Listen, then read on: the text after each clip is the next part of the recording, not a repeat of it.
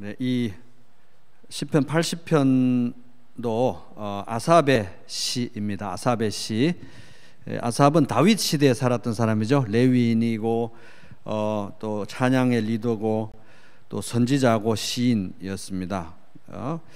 그래서 이제 우리가 계속해서 보고 있지만 아삽의 시라는 제목은 이제 아삽 본인이 썼거나 그다음에 아삽의 후손들이 아삽의 정신과 스타일을 가지고 쓰고 노래하고 또 전수하고 이렇게 했던, 보존하고 전수했던 시들로 보면 됩니다. 요즘 이제 많은 그 비평적인 그런 학자들은 이 시편의 제목을 이렇게 인정하지 않고 그래서 대충 그냥 넘기고 이것은 그냥 나중에 사람들이 대충 더한 그런 것이다 이렇게 보는 학자들도 있는데, 또 브루스 월키라는 대단한 이제 구약학자가 있는데요. 그런 탁월한 구약학자 같은 분들도 또 이 시편 제목을 인정하는, 예수님도 시편에 있는 제목에 따라서 시를 이제 인용하시면서 그거 다윗이 지은 시다 이렇게 말씀하시기도 하고, 시편에 있는 그 제목을 그 제목의 내용을 인정하시는 그런 부분들이 신약 복음서에도 나오는데, 그렇기 때문에 이 시편의 제목은 같이 그 시의 어떤 일부분이었을 거다 이렇게 보는 그런 학자들도 있는데, 저는 이제 이 시편의 제목을 상당히 중요한 시에 관한 힌트고 내용에 대한 암시고 시의 원래의 한 부분이었을 거라고 이제 보는 그런 해석의 방향을 따르고 있습니다. 그래서 아삽의 시는 이제 우리가 봤을 때 아삽 본인이 쓴 시일 수도 있고 아삽의 후손들이 쓰고 아삽의 정신과 스타일로 썼기 때문에 아삽이라는 이제 저자의 이름을 이제 같이 쓰고 아삽의 시라고 이제 제목을 붙였다 이렇게 볼 수 있는 거죠. 그러니까 이건 이제 한 가문의 시입니다. 아삽 가문은 아삽 다윗 시대에 살았던 아삽의 후손들인데, 이들은 이제 그때뿐만 아니라 그 이후에 이스라엘 역사의 중요한 고비고비마다 상당히 중요한 그런 역할을 하고 있는 것으로 보이고, 신앙이 계속해서 이렇게 상속이 되어서 바벨론 포로 기간 동안에도 이들의 이 신앙을 유지하고, 바벨론 포로가 끝났을 때에도 이 폐허가 된 예루살렘으로 돌아와서 영적 재건 운동에 적극적으로 동참하고 있는 그런 것을 보는데, 그러니까 이 아삽의 시, 아삽 가문의 시들은 이들이 어떤 영성을 가지고 살았고 어떤 영성을 전수하고 살았고 어떤 영성으로 나중에 진짜 폐허가 된 예루살렘으로 돌아와서 아무것도 없는 곳에서 하나님 나라와 의를 위해서 살았는지 엿볼 수 있는 그런 통시대적인 그런 어떤 영적 흐름을 볼 수 있는 그런 시들이다 이렇게 보면 되겠습니다. 고라 자손들처럼 이들도 상당히 정말 그 신앙의 명문가였던 걸로 보입니다. 인도자를 따라, 아삽의 시 인도자를 따라, 이거니까 노래를, 찬양 인도자를 따라하니까 노래를 부르기 위해서 쓴 가사, 시 이렇게 보면 됩니다. 노래를 부르는 게 이제 전제가 되어 있는 거예요, 그죠? 근데 이게 또 내용이 기도잖아요. 기도인데, 나오는 내용은 기도인데, 여러분 노래로 부르기 위해서 쓴 가사인 거예요. 그러니까 노래인데 기도인 거예요. 근데 여러분 한번 생각해 보셨어요? 제가 만약에 우리 집에 있으면서 제 아내에게 어떤 말을 하거나 부탁을 하거나 할 때, 여보 밥 주세요, 밥 먹읍시다, 뭐 이렇게 노래로 맨날 그렇게 한다고 하면 되게 그렇지 않겠어요? 근데 이게 이 아삽이라는 아삽의 시, 인간이 시를 쓰는데 노랫말이에요. 노래로 불렀는데 기도인 거예요. 근데 그 기도를 누가 듣습니까? 하나님이 듣는 거잖아요. 그 하나님이 이 노래들을, 이 시들을 여기 성경에 포함시켜 둔 거예요. 그러니까 하나님은 우리가 노래하면서 우리의 마음을 표현해드리고 우리의 기도를 올려드리는 그런 노래 형식의 기도를 받으시겠다, 그렇게 해라. 그리고 특별히 모여서 함께 그렇게 해라. 그 노래를 기도로 받으시는 것을 하나님이 원하시는 거예요. 그 대단하지 않으세요? 그죠? 너무 신기하지 않습니까? 그래서 우리가 찬양을 곡조 있는 기도, 곡을 붙인 기도라고 우리가 부르는 이유도 바로 거기에 있는 것입니다. 근데 그런 아이디어가 어디서 나오느냐? 하나님이 주신 아이디어예요. 하나님이 그걸 원하시는 거예요. 그러니까 시편이 여기 있고 노래로 붙여서 주여 살려주세요 하면서 이제 노래를 부르는데 그런 기도를 들으신다는 거예요. 그러니까 우리 부평교회는 영적인 이제 전통상 막 모여가지고 새벽에 막 주여 삼창하고 막 통성기도하고 하는 이런 전통은 아니잖아요, 그죠? 우리는 조용히 이제 각자 기도하고 기도를 막 그렇게 막 같이 이렇게 큰 소리를 하는 그런 우리 영적 흐름은 아닙니다. 근데 찬양은 우리 교회가 엄청 불러요. 예배가 다른 데보다 길고, 특별히 우리가 이제 평상시에 성찬 예배 드릴 때 찬양 한 6, 7곡, 8곡 어떤 때는 막 그렇게 부르잖아요, 그죠? 찬양은 또 굉장히 열심히 부릅니다. 우리가 남들이 이제 외부에서 강사로 오신 분들이 우리 교회 찬양하는 모습 보면 너무 힘차다 그래요. 근데 그게 그렇게 부르는 노래가 기도라는 거예요. 기도. 그러니까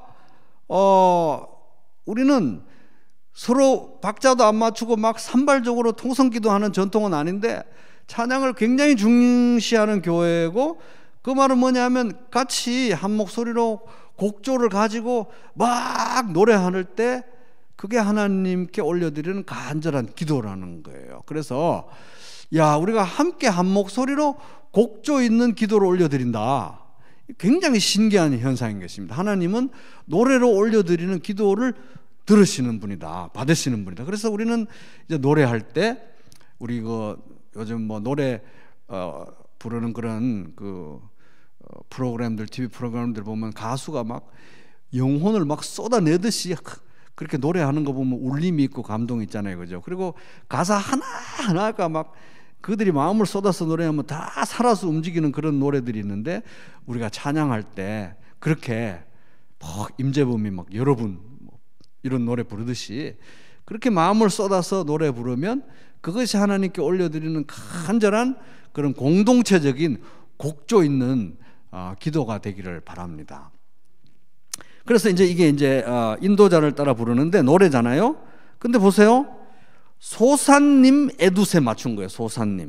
소산님이 나리꽃, 공용 성경은 나리꽃이라고 번역하고 있고 영어 성경들은 백합꽃이라고 번역하고 릴리. 그래서 소산님은 백합화. 근데 에두스는 증거 또는 언약 이렇게 하는 거예요. 언약이라는 의미예요. 근데 이게 언약, 궤, 증거, 궤 할 때 그 에두신 거예요. 에두, 언약 또는 증거. 그래서 소산님 에두 이렇게 되면은 언약의 백합화, 언약을 생각나게 하는 백합화 곡조라는 거예요. 그래서 백합화 같은 그런 아름다운 곡조인데 어떤 백합화 같은 아름다운 곡조냐 하면 하나님의 언약을, 하나님의 증거를, 하나님의 언약을 기억나게 하는 백합화 같은 아름다운 곡조에 맞춰서 부르는 노래다. 뭐 그게 어떤 곡조인지는 모르는데 백합화 같이 언약의 백합화, 그런 그런 해석을 NI 영어 성경 NIV가 이렇게 지지하고 있고 그렇게 되어 있습니다. 그래서 조금 이따 그 의미를 한번 또 생각해 볼게요. 근데 에두스에 맞춘 노래, 소사님 에두스에 맞춘 노래 끝까지 되어 있는데 요 제목의 끝 부분에 여기는 없지만 아수르에 관하여 이런 표현이 더해져 있습니다. 아수르에 관하여. 그거는 여기 히브리 성경에 있는 게 아니고 구약 성경을 기원전 한 300년 정도, 그러니까 지금부터 한 2300년 전에 종이도 없는 그 시대에 양피지에다가 막 글 쓰고 파피루스에다가 글 쓰고 할 그 시절에요.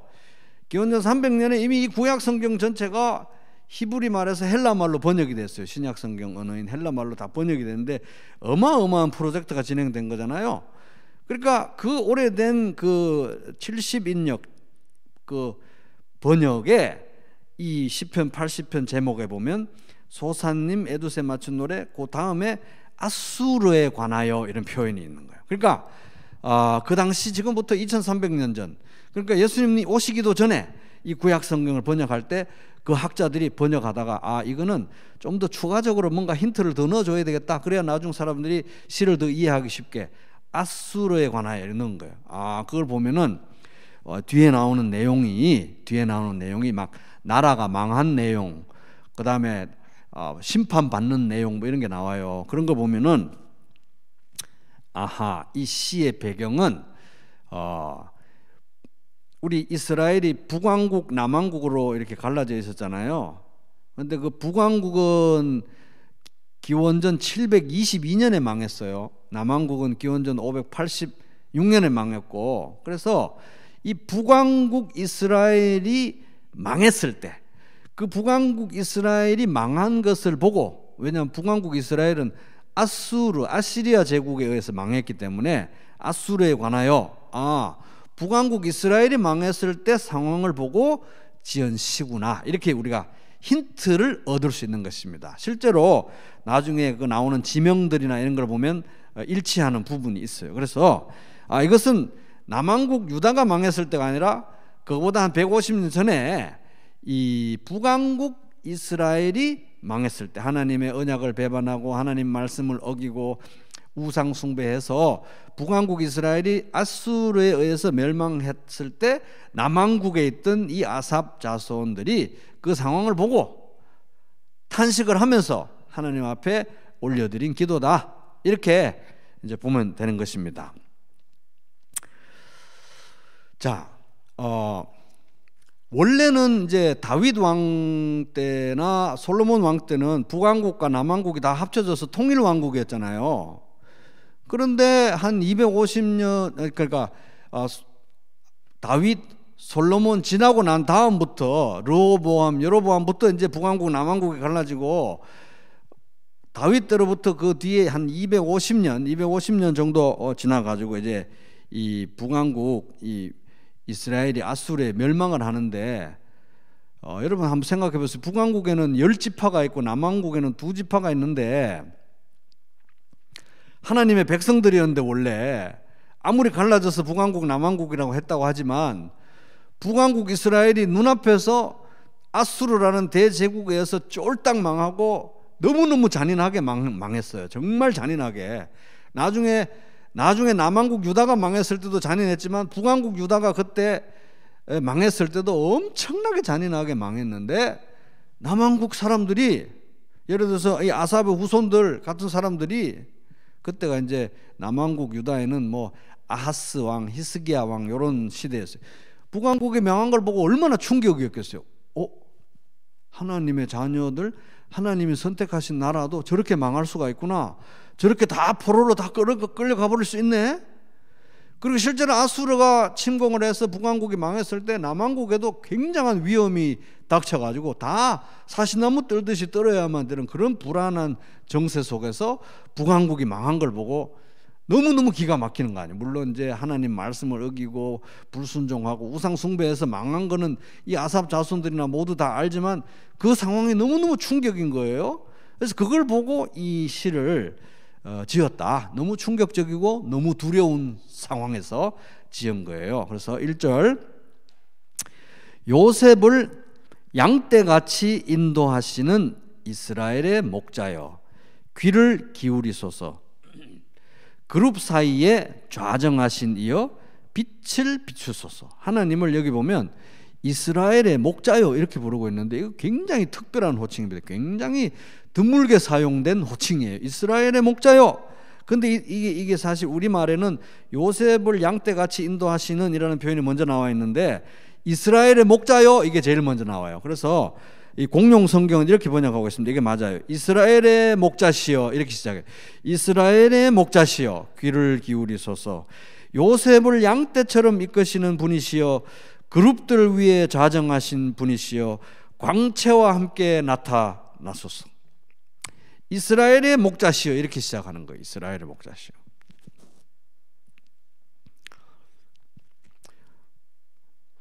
어디가 망한 걸 보고 시를 썼다고 했죠? 이스라엘, 북왕국 이스라엘이 망한 걸 보고 썼다 그랬잖아요. 그죠? 북왕국 이스라엘이 자기의 죄 때문에 망한 걸 보고 쓴 거예요. 시를 쓴 거예요. 너무 기가 막히고 탄식이 되고 두려운 마음에 썼는데, 이게 굉장히 충격입니다. 이스라엘의 목자시여, 이렇게 시를 시작하는 거예요. 눈앞에 이스라엘이 죄 때문에 망한 걸 똑똑히 보면서도 이스라엘의 목자시여, 이렇게 기도하고 있는 거예요. 이스라엘의 목자시여 귀를 기울이소서. 그리고 또 요셉을 양떼같이 인도하시는 분이시여, 이렇게 되어 있는 거예요. 여기서 이제 요셉은 북왕국 이스라엘을 가리키는 또 다른 표현이에요. 북왕국 이스라엘은 이제 거기에 가장 지배적인, 가장 두드러진 지파가 에브라임과 므낫세. 에브라임과 므낫세는 요셉의 아들이잖아요. 그래서 아들들이잖아요. 그래서 북왕국을 요셉이라고 하기도 하고 에브라임이라고 부르기도 하고 이스라엘이라고 부르기도 해요. 이제 북왕국을 가리키는 말인데, 그 요셉을 하나님이 양떼처럼, 요셉이 이집트에 가 있었잖아요. 그래서 야곱이 자식들을 다 데리고 또 요셉이 있는 데 가서 살다가 400년 만에 큰 나라가 돼 가지고 나온 거 아닙니까? 그죠? 근데 그 요셉을, 이스라엘 백성을 인도해 내셔서 여기 약속의 땅에 데리고 오시고, 여기 그룹들 위에 자정하셨다. 이 말은 이제 그 성소를 지으시, 거기에 이제 언약궤 위에 그룹들이 있잖아요. 그 그룹들 위에 하나님이 임재하신다고 이제 나타내 주셨는데, 바로 거기에 약속의 땅에 데리고 와서 내가 너희를 구원한 것은 너희 가운데 거하기 위해서 구원했는데, 진짜로 데리고 와서 그쪽 이 땅에 땅을 나눠주시고 정착하게 하시고 거기에 성전을 짓게 하시고 하나님의 궁전이 되게 하시고 거기에 그룹들 위에 임재해 계시는 하나님, 하나님이 약속하신 대로 다 이루신 거예요. 다 이루셔가지고 여기에 그들 가운데 거하시는 거잖아요. 그런 하나님이시여, 이 북왕국 이스라엘이 망한 이 엄청난 상황, 너무 이해가 안 되는 상황, 그런데 너무 두려운 상황을 보시고 예전처럼 다시 광채를, 빛을 발하소서, 주님이 여기 살아계신다는 것을 드러내시고 주님 다시 회복시켜 주시고 살려주시고 돌이켜 주십시오, 이렇게 기도를 하고 있는 거예요. 그러니까 이제 뒷부분에 보면 이 포도원에 막 멧돼지가 들어와 가지고 다 포도원을 망치는 이런 상황으로, 아수르가 들어와서 이 하나님의 포도원을 다 망친 상황으로 막 묘사가 되는데, 북왕국 이스라엘이 거의 다 망했을 때일 수도 있고 망해갈 때였을 수도 있고 완전히 망하고 나서일 수도 있어요. 어쨌든 배경은 북왕국 이스라엘이 아수르에 의해서 너무너무 처참하고 두렵게 망한 상황인데, 그들이 하나님의 언약을 어겨서 불순종해서 이렇게 망했다는 거예요. 근데 그 상황을 보고 기도를 하는데 이상하게 하나님에 대한 묘사가, 호칭이 다 정반대예요. 정반대. 전부 정반대예요. 이스라엘의 목자시여. 이스라엘은 하나님을 목자로 인정 안 해가지고 지금 이런 상황이 벌어진 거예요. 목자 아닌 거예요. 왜? 이스라엘이 하나님을 목자로 인정 안 했어. 목자가 아닌 상황인데 이스라엘의 목자시여. 요셉을 양떼같이 인도하시는 하나님, 양떼같이 인도했는데 그렇게 반항해가지고 양떼같이 순하게 목자의 인도를 안 따라가서 이 지경이 됐는데, 요셉을 양떼같이 인도하시는 분이시여, 이렇게 부르고 있는 거예요. 귀를 기울이소서. 말을 안 들어가지고 지금 이 상황에 왔는데 자기들이 귀를 안 기울여서 이렇게 된 거잖아요. 근데 하나님 보고 귀를 기울이소서. 그 다음에 그룹들 사이에 좌정하, 성소에 임재해 계신 하나님이시여, 빛을 발하시고 살려주소서. 성소에 계신다는 걸 인정을 안 하고 예배를 드리기를 거부했기 때문에 이 지경이 왔는데, 성소에 계신 하나님 다시 빛을 발하셔서 우리를 회복시켜 주십시오. 하나님을 부르는 이 이름이 다 현 상태와 정반대예요. 정반대.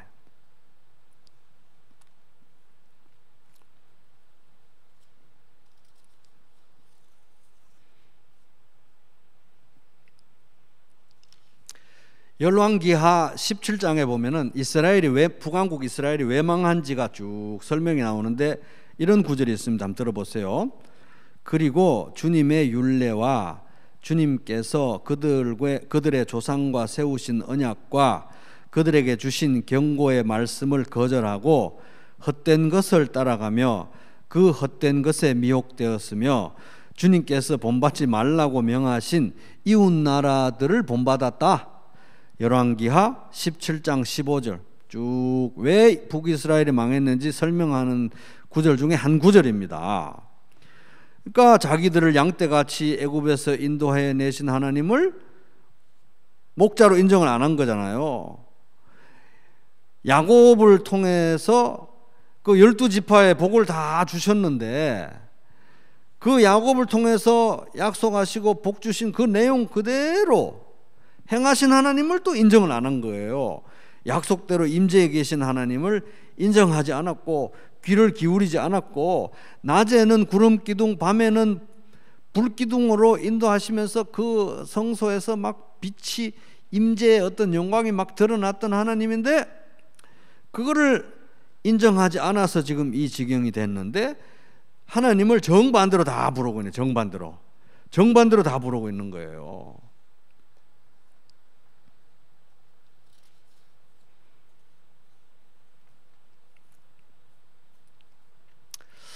이거는 이 아삽의 후손이 이 상황을 보고 저는 뭐 그렇게도 얘기할 수 있었을 것 같아요. 아유, 저 북왕국 저렇게 할 때 내가 진작에 알아봤어. 쫄딱 망할 줄 내가 다 알았어. 그러면서 제3자적 화법으로 그래도 우리는 좀 낫지 이렇게 반응하든가 아니면은 하나님이 이스라엘을 이제 버리셨나 보네. 저 사람들 다 버림받았나 봐. 이제 하나님께서 약속하신 이스라엘에게 주신 약속은 남한국 2지파 해당되는 것만 남고 북왕국에 대한 건 다 끝났나 봐. 다 12분의 2만 남았나 봐. 이렇게 하든지 그렇게 반응을 하지 않고 이 현 상태에서 모든 것을 어떻게 보고 있냐면 하나님이 자신을 이 말 안 듣는 양들은 그렇게 고집이 세고 연약하고 뭐 넘어지면 뭐 자기 스스로 일어나지도 못한다는 그런 말이 있어요. 하여튼 그렇게 어리석고 고집이 센 이 양들에 대해서 하나님이 계속해서 자기 자신을 계시하시고 드러내 주신 그 원래 하나님의 어떠하심을 나타내는 호칭 그대로 다시 지금 부르고 있는 거예요. 하나님에 대해서. 그래서 요셉을 양같이 인도하시는 하나님, 이스라엘의 목자이신 하나님, 그룹들 가운데 좌정하신 하나님, 함께 하시면서 임재하시면서 빛을 비추시는 하나님, 이렇게 부르고 있다는 것입니다. 도저히 지금은 하나님의 이름을 그렇게 부를 수가 없는 상황인데 그렇게 부르고 있는 거예요. 그러니까 이 지금 기도의 관점은 자신들이 저질러 놓은 죄, 자신들의 상태, 자신들의 연약함, 자신들이 약속을 어긴 이런 관점에서 보는 게 아니라 그렇다고 할지라도 하나님의 약속은 변하지 않았을 거야, 변하지 않았어 라는 하나님의 언약의 관점에서 지금 여전히 보고 있는 거예요. 그래서 나중에 이제 시의 후반부로 가면은 하나님의 포도원을 이 이방 멧돼지가 와서 다 짓밟고 지나가는 사람들이 다 욕을 하고 조롱을 하게 되었는데 하나님 왜 이런 일이 일어나게 되었나요? 이렇게 물어요. 근데 그런 질문들이 나중에 보면은 그 질문 자체가 웃기는 질문이에요. 뻔하게 아는 거 아닙니까? 언약을 어겼기 때문에, 죄를 지었기 때문에, 우상 숭배를 했기 때문에 지금 일어난 일이잖아요. 근데 그걸 질문을 하고 있어요. 하나님 어떻게 이렇게 되었습니까? 근데 그거는 죄를 지었는지 몰라서 그렇게 묻는 게 아니라 이걸 이제는 지금 이스라엘, 북왕국 이스라엘이나 지금 남왕국도 뭐 거기서 50보 100보예요. 이 인간의 관점에서, 우리의 관점에서 볼 때는 아무것도 지금 내세울 게 없는 거야. 아무것도. 약속을 지키지도 않았고 지속적으로 죄를 지었고 그 죄의 결과로 완전히 망했고 아무것도 내세울 게 없어서 하나님의, 그러니까 원래 요셉을 양같이 인도하신 하나님, 목자이신 하나님, 원래 목자이시잖아요. 요셉을 양같이 인도하셨잖아요. 하나님 우리 가운데 계시기 위해서 우리를 구원하시지 않았습니까? 그거 말고는 지금 진짜 하나님 앞에 내세워 드릴 게, 기도할 게 아무것도 없는 거예요. 근거가 전혀 없는 거예요.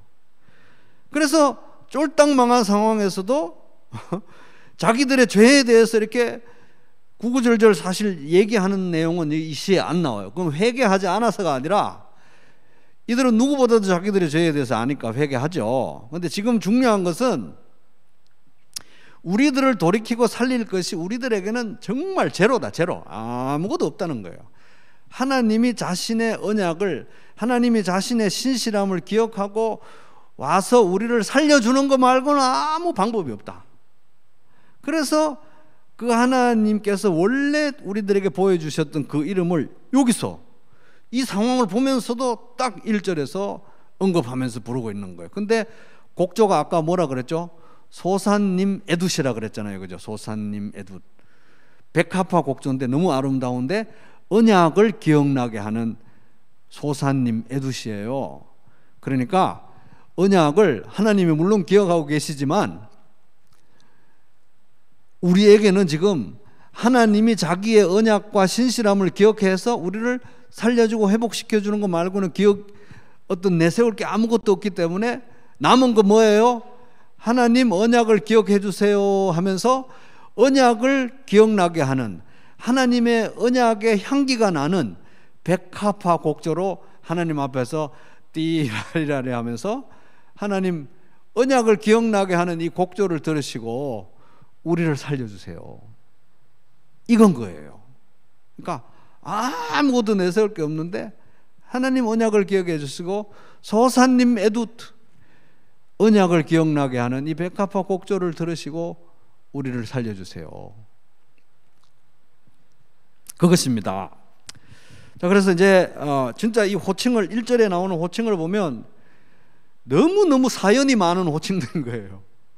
너무너무 사연이 많은데 지금 모든 사연을 정말 그렇게 악랄하게 다 무시하고 이 지경이 왔는데도 이 남은 자들은 그 하나님의 그 사연 많은 호칭을 되새기면서 요셉을 양떼같이 인도하신 하나님, 그룹들 사이에 좌정하신 하나님, 우리 가운데 계시겠다고 했던 하나님, 목자같이 우리를 인도하신 하나님, 이스라엘은 그걸 다 거부했는데 그 하나님 우리를 살려주시고 빛을 발해주십시오. 2절 이제 그 북왕국에 나온 북왕국의 대표적인 지파 이름을 부릅니다. 에브라임과 베냐민과 므낫세 앞에서 주의 능력을 나타내사 우리를 구원하러 오소서. 주님이 능력을 나타내셔서 우리를 구원하러 오시는 것 말고는 북왕국도 희망이 없고 남왕국도 희망이 없고 아무에게도 희망이 없습니다. 그러니까 여러분 한번 생각해 보세요. 북왕국이 망했을 때 아삽의 자손이 누군가가 이 시를 썼잖아요. 그리고 자손들에게 물려줬어요. 이 시를 전수했어요. 그러면 이제 한 150년 정도 지나가서 이제 또 남왕국이 망했잖아요. 나중에 이제 북왕국이고 남왕국이고 다 망해가지고 이스라엘은 아무것도 남은 게 없어요. 성전까지 무너졌어요. 그때도 이 아삽의 후손들이 이 시를 전수를 받아서 자기들도 시를 썼을 것이고 이 시를 전수받아서 불렀을 거 아닙니까? 그럼 읽으면 어떤 생각을 했겠어요? 와, 우리 조상들이 북왕국 망했을 때 그 북왕국 망한 거 보고 이렇게 노래했구나. 요셉에게 무슨 염치가 있어서 요셉을 양떼같이 인도하시는 하나님, 지들이 목자로 인정 안 했는데도 목자이신 하나님, 하나님이 그들 가운데 계시다는 거 전혀 인정 안 했는데도 그룹들 가운데 좌정하신 하나님, 그 영광의 빛을 그렇게 무시했는데도 영광의 빛을 발하소서.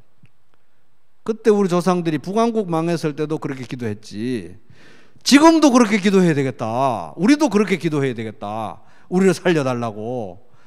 하나님 언약을 기억해 주세요. 언약을 기억나게 하는 소사님 곡조, 리라 리라리 뭐 이런 곡조에 맞춰서 이렇게 불렀을 거예요.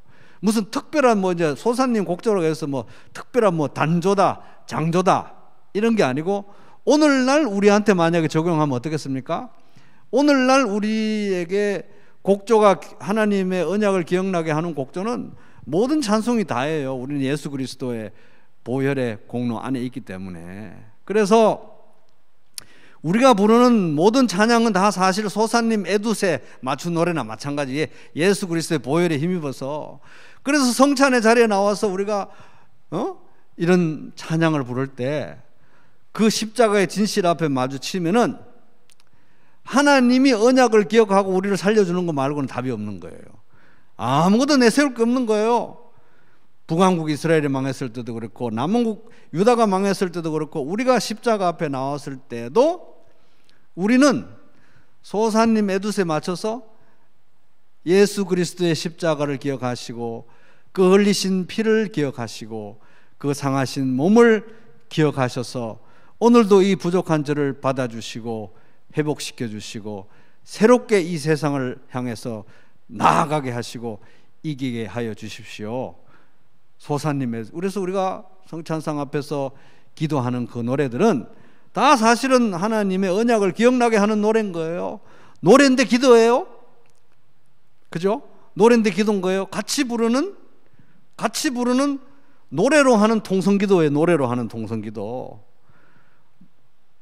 노래로 하는 통성기도. 얼마나 이게 감동적인 기도입니까? 그죠?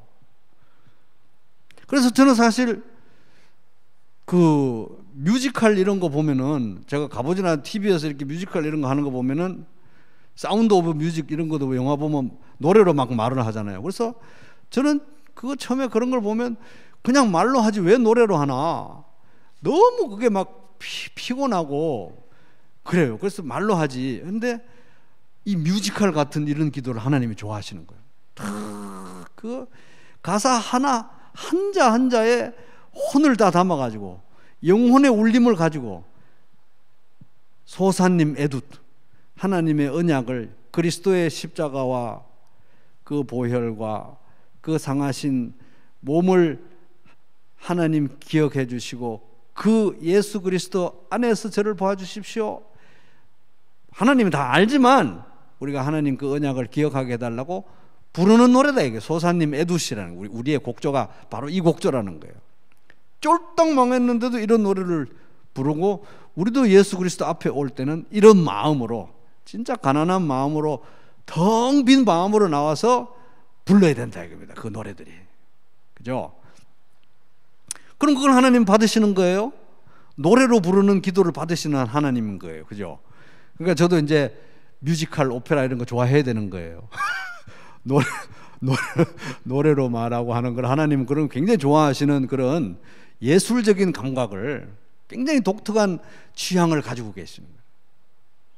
근데 노래 잘하나, 오페라, 뮤지컬 이런 거는 노래 잘하는 사람이 하지만 우리들은 노래를 못해도 영혼의 울림만 있으면 되는 거예요. 그래서 제가 이런 걸 생각하고 나니까, 제가 옛날에는 너무 찬양하는 게 제가 찬양을 별로 안 좋아했는데 요즘은 찬양이 참 새롭게 느껴져요. 아, 이렇게 노래도 못하는데 노래 부르면서 이렇게 하나님한테 기도 올려드릴 때 또 같이 우르르 같이 노래로 하는 통성 기도를 이렇게 곡조를 맞춰서 올려드릴 때 이것을 소사님 에두스로 받으시는구나.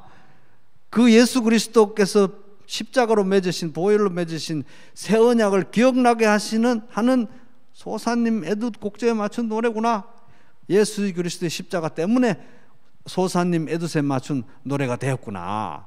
그러니까 우리가 부르는 노래가 굉장히 특별한 노래인 거예요. 그러니까 성찬상 앞에서 우리가 예배 자리에서 하나님이 언약을 기억하시는 거잖아요. 영원한 언약이니까 잊어버리실 일도 없는데 언약을 기억하게 하는 노래를 부른다는 거 뭡니까?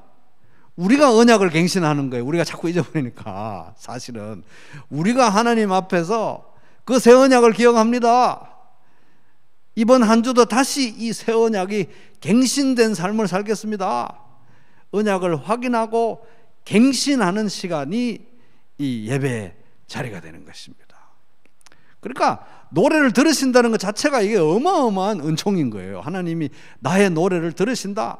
엄청난 은총인 겁니다. 그래서 여러분 앞으로 찬양하실 때 정말 가사 한자 한자에 여러분 영혼을 다 담으시고 실으시고 마치 내가 임재범이가 된 것처럼 그렇게 열심히 부르시기 바랍니다.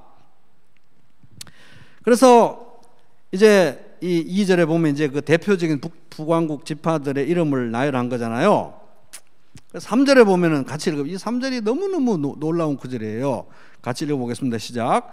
하나님이여 우리를 돌이키시고 주의 얼굴빛을 비추사 우리가 구원을 얻게 하소서. 야, 어떻게 북왕국이 저렇게 자기들 죄로 쫄딱 망하고, 응? 남왕국도 뭐 그렇게 내세울 것도 없는데 어떻게 여기서 이런 기도가 나오냐는 거예요. 엘로힘 하나님이시여 우리를 어떻게 하라고요?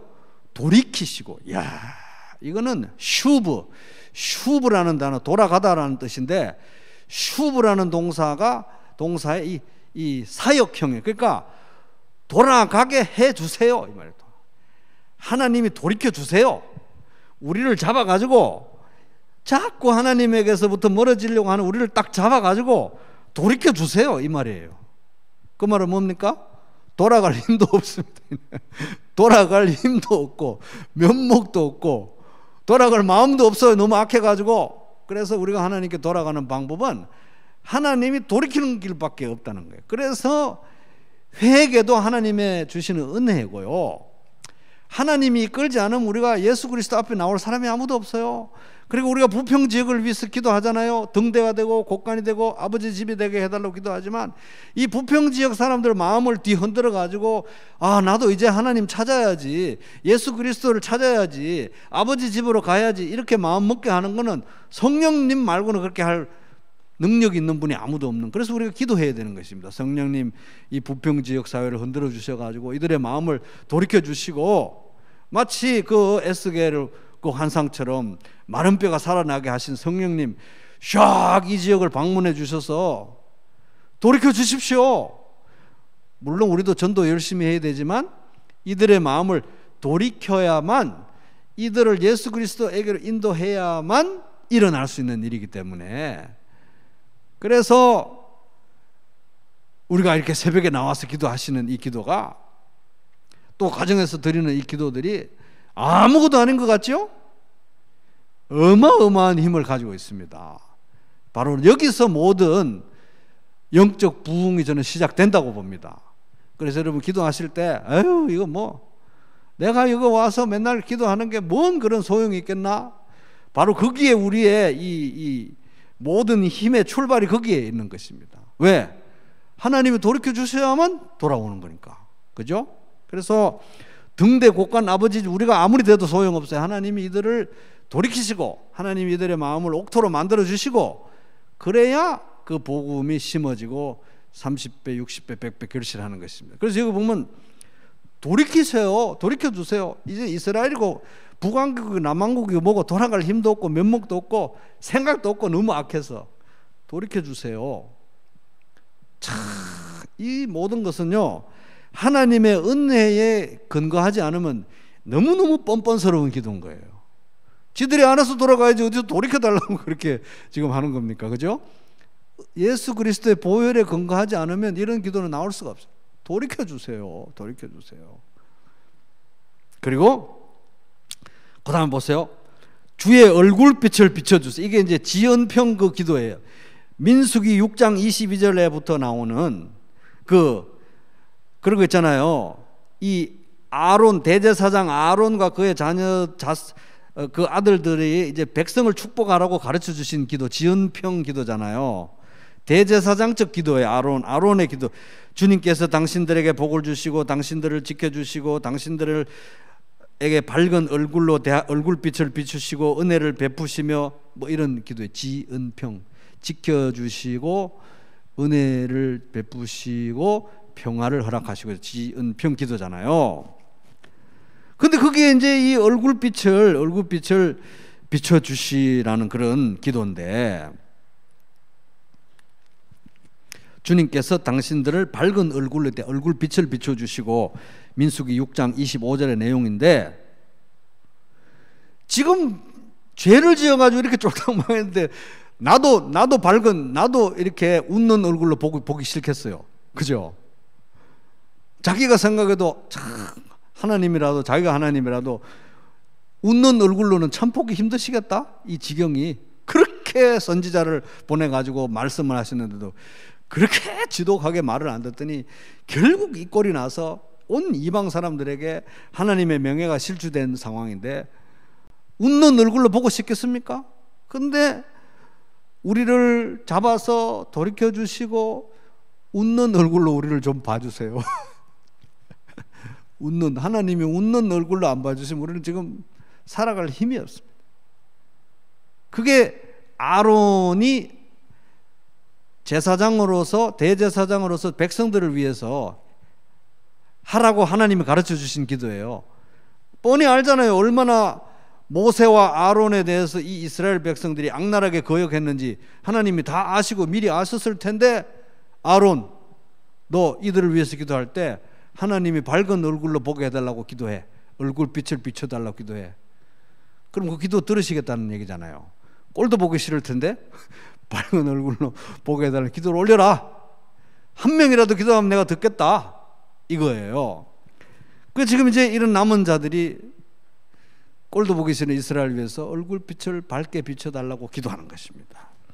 근데 이 기도가 성립이 되고 유효한 이유가 바로 보혈, 구약과 신약의 공통된 주제인 예수 그리스도의, 진짜 우리 참 대제사장이신 예수 그리스도의 보혈에 기초할 때만 이게 가능한 거예요. 그 보혈을 통해서 우리를 보실 때만 하나님 우리를 밝은 얼굴로 빛을 비추시기 때문에, 그래서 진짜 이 기도, 얼굴을 밝은 얼굴 비추고 이렇게 하시는 거는, 얼굴빛을 비추시는 거는 우리의 진짜 대제사장이신 예수 그리스도 안에서 성취된 거예요. 그러니까 아론의 기도인데 예수님 안에서 성취된 기도라는, 지은평은 예수님 안에서만 가능한 거예요. 그죠? 그래서 얼굴빛을 비추사 우리가 구원을 얻게 하소서. 우리가 구원을 얻고 건진받고 다시 살아갈 길은 하나님 우리를 끄집어서 돌이키시고, 꼴도 보기 싫으시겠지만 우리를 이렇게 예수 그리스도의 보혈을 통해서 보셔서 환한 얼굴빛으로 바라봐 주시고 그 다음에 우리를 건지실 때만 가능합니다. 이렇게 지금 기도를 하는 겁니다.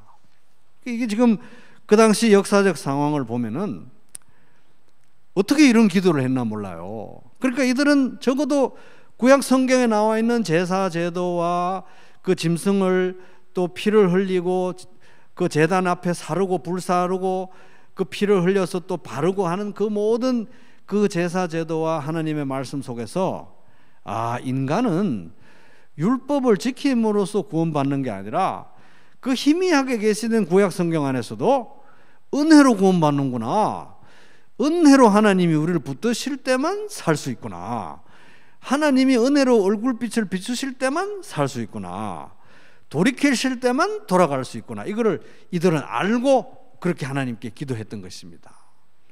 그러니까 우리 이 시편이 인간의 기도인데 성경에 포함되고 하나님의 뜻이고 하나님의 말씀이고 그 어떤 조직 신학책보다도 더 선명하게 복음을 얘기하고 있다는 것입니다.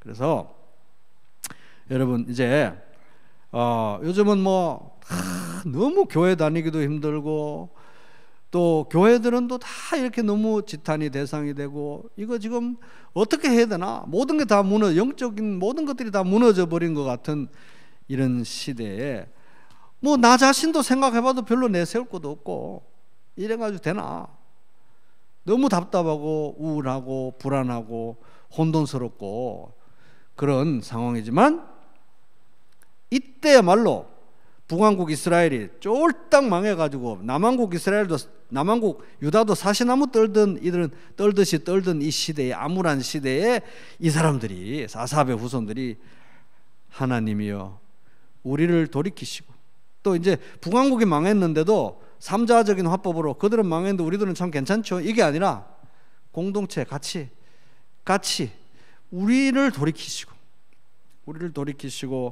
주의 얼굴빛을 비춰주셔서 우리가 구원을 얻게 하여 주십시오. 하나님, 저는 오늘 또 하루를 시작하는데 하나님 앞에 내세울 거 아무것도 없고요, 이번 주도 새로 한 주를 시작하는데 참 제가 봐도 저는 너무 못났습니다. 그리고 이 상황도 너무 힘듭니다.